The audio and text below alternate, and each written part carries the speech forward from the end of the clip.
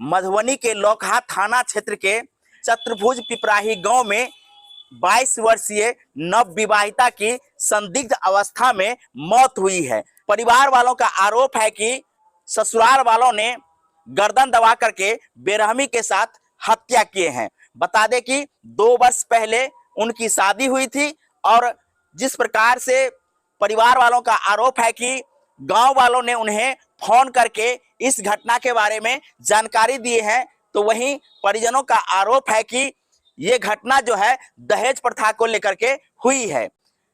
इस घटना को लेकर के प्रशासन जो है अभी जांच में जुटी हुई है। तो वहीं मृतका के डेड बॉडी को सदर हॉस्पिटल मधुबनी भेजा गया, जहां उनका अंतिम परीक्षण करने के बाद डेड बॉडी वापस किया गया है। बता दें कि ये घटना मधुबनी जिला के लौकहा थाना के चतुर्भुज पिपराही गांव की है, जहां एक नवविवाहिता की दर्दनाक मौतें हुई है।